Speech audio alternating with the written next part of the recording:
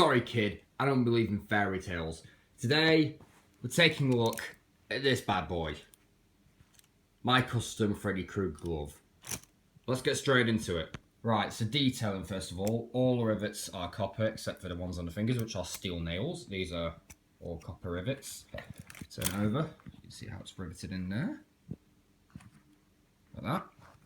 The armature is actually separate, so you know, this cannot be removed, however it's riveted in these 3 points only. These are done quite loose to allow finger articulation, and the same with these. I'll show that more wearing the glove. These are plastic blades from one at a Poundland, like a cheap plastic Freddy Krueger glove. I stripped it down for parts and used epoxy resin for the blades. See, this epoxy was a bit different. This finger broke off, so I used a different epoxy, which is epoxy steel, because I ran out of the actual epoxy resin because, well, the tube burst open and leaked everywhere. Yeah, the little finger is slightly different, so when it curls, it has this gap, whereas when the others curl, they don't have a gap. Well, they do, just not quite as big as that one. Other details include, this is the part 3 one, so it doesn't have the snapped blade. It's just very crude looking, very homemade, scratched up. The brass loops are all there. It's basically just a generic Freddy glove, really. I may put some extra stuff on, like a tassel, make it more part 3-ish. And it's more of a just a more pristine version of the glove. And this was a fold. This was originally too long, so I kind of bent it like this. So it kind of gives it a bit of character. Considering the Freddy glove was all free-handed when the actual prop was made, it was made as crude as possible. So let's get on to wearing this thing. Okay, so getting the glove on it's as simple as it is. You just slide your hand right in, and yeah, it's not bad actually. It feels very good. You can move your fingers around. You can do the curling with them, so you can do stuff like this and whatnot. This video was planned for Halloween, but YouTube captures being a dickhead. I don't know why. It's just being really stupid. You know, I tried originally the finger. This one was a bit tight.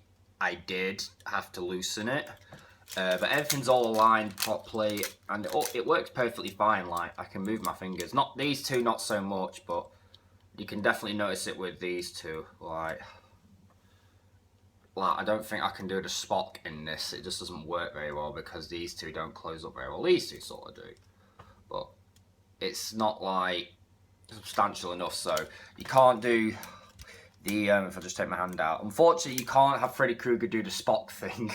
It'd be pretty fun if it was. Good news, good things and bad things. The gloves, good thing is the glove's comfortable. It is, it's quite, you know, nice. It's nice to wear. If I take out the fingers, which is going to be a right pain in the ass getting them back in, I can show you what the actual armature looks like. It's nice sometimes just looking at it. This is really just the armature, and the gloves attached down there, as you saw earlier. It's all attached there, and the fingers are all loose, so they just jiggle. They're on loose rivets. They are riveted down because the rivet mushrooms out. You can probably see, if I show you the steel head, it kind of mushrooms out. It's a bit rusty in there, actually. That's not good. The steel head's kind of got a bit rusty. Oh well. It's not the end of the world. Freddy Krueger's glove was crudely built anyway, to be honest. So it doesn't matter that it gets a little bit rusty in the rivets. I've just got to get these bloody fingers back in. This is what I hate, putting the fingers back through. It's the most pain in the arse part of the bloody glove. It is mainly made out of copper with brass for the back plate and for the finger loops. I do prefer the part 3 glove. That's what most people think of when they think Freddy Krueger. It is it's the nicest made. You know, it's the most standard one. The Freddy vs. Jason one was all copper completely. I believe the back plate was copper as well. I'm not sure. I'd have to take look at some reference material. I might be wrong on that. If I'm wrong, just post in the comments or something. Just give me 1 second. Bloody hell, this is a pain in the ass. There we go. There we go, and it's leaving some powder on my hands.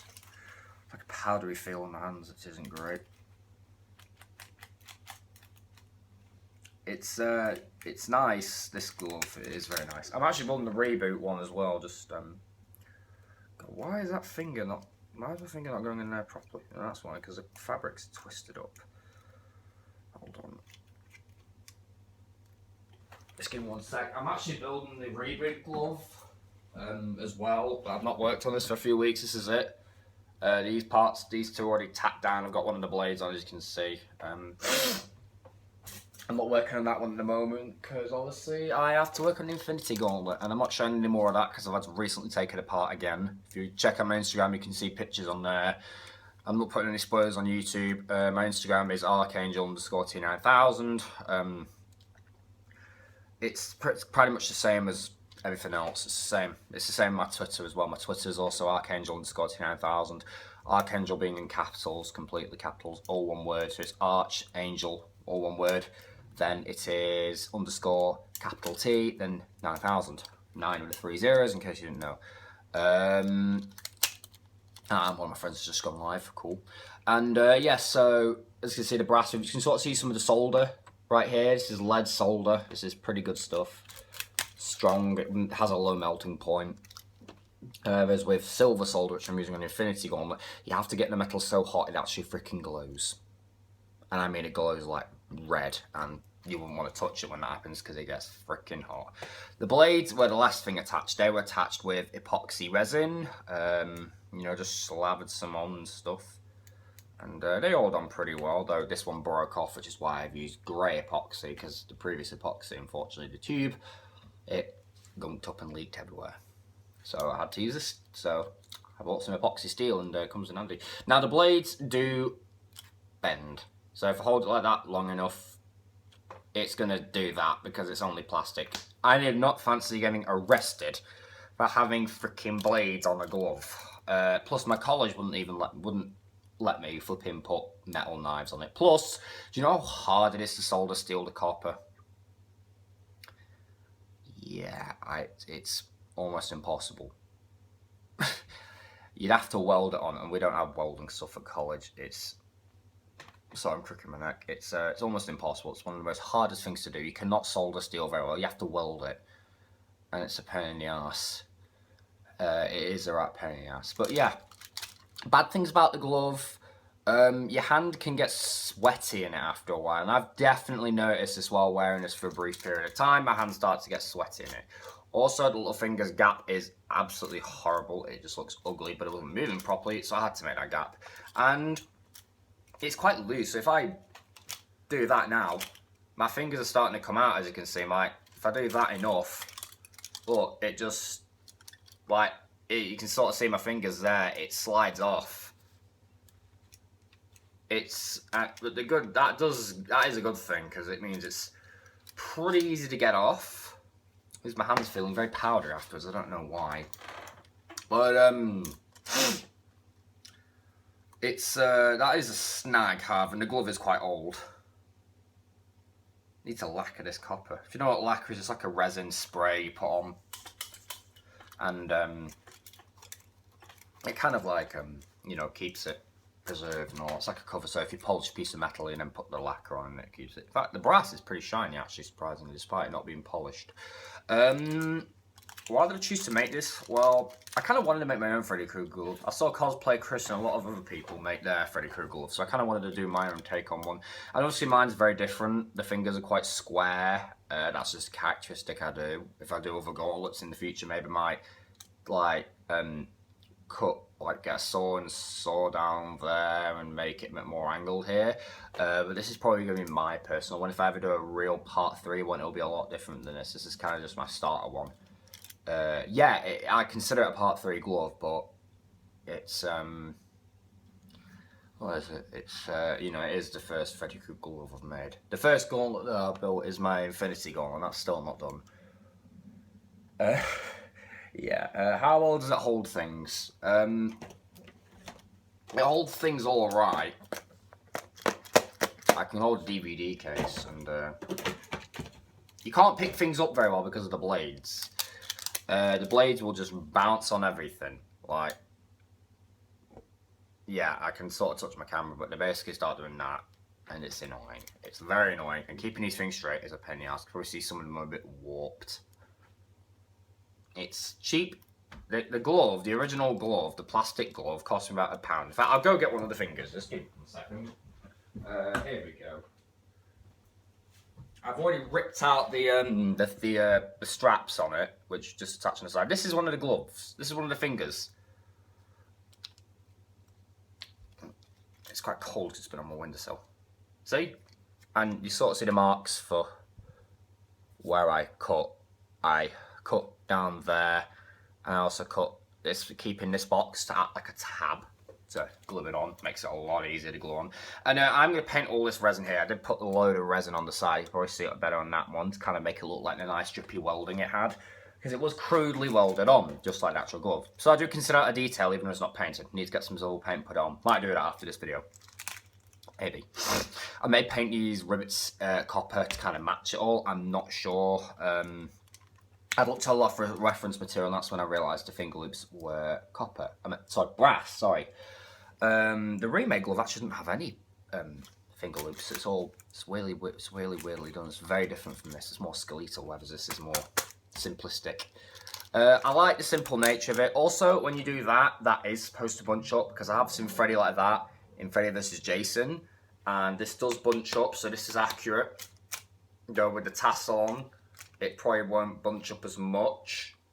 And it's like if you get a closed fist, you can't, I mean, you can, that actually hurts my knuckles as well because the rivets dig in through the glove, so that does not help.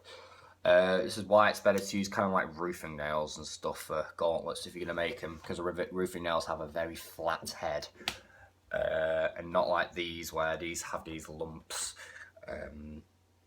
Roofing nails are like these, where they've got a nice flat head there. Although that's not exactly a flush, but you get the point.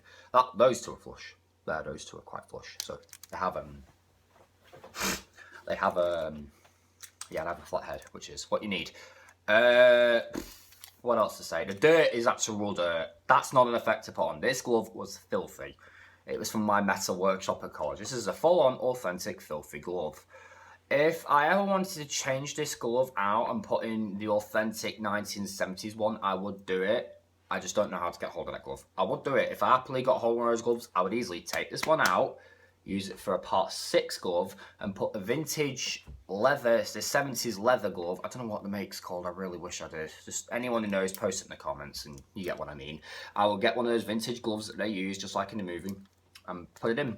And it's a pretty simple process. I just use 3 rivets and cut holes in the glove like that. Another fun fact actually is the props. Companies make props of these, and there's one company I know. I think it's Dark Dream Design. I'm not sure. Cosplay Chris said this in one of his videos. They've teamed up with another company that replicates the original vintage tomato knives that the Part 1 glove actually used. And you can tell they're vintage tomato knives because they have like kind of an arc, so they kind of go like that. They go out and then like that. A very slight arc to them, which is good. It's cool actually, but you know, you don't really get those knives anymore, I don't think. So that company makes replica ones without the handles, I don't think. I'm not too sure. And basically then the company that makes the Freddy Krueger gloves gets their hands on them and puts them on these. Of course, mine is very different from the original. These should be rounder and less shallow a bit, but mine's a very boxy one. I have a thing for making boxes out of everything. So yeah, that's kind of it. Also, these should be a lot wider. I may, you know, may when they ever make another one, I may sort that out. So yeah, that's been it. I hope you enjoyed, and let's get on to the final notes. And overall, I think this is a fantastic prop replica. Yeah, it's not the best one out there, but for what I've done, considering I used to make things out of freaking cardboard and plastic, and I still do my sculpting and my figures. You can see the Dominus up there, and the Cyber Demon. Considering I just still do those, and this is actually metal. This is my first finished metal prop. The Infinity Gauntlet is still over there. And the Van Brace was what I was using for the stand. The irony. I think this is pretty good. I'm happy with the way it turned out. I would like to build more of these, but Panlad no longer have these blades in. Which is a shame. I could probably build I could probably build the actual armature part and then put the blades on next year. So I've been the Archangel, reviewing my custom Freddy Krueger glove, and I'll see you guys in your nightmares.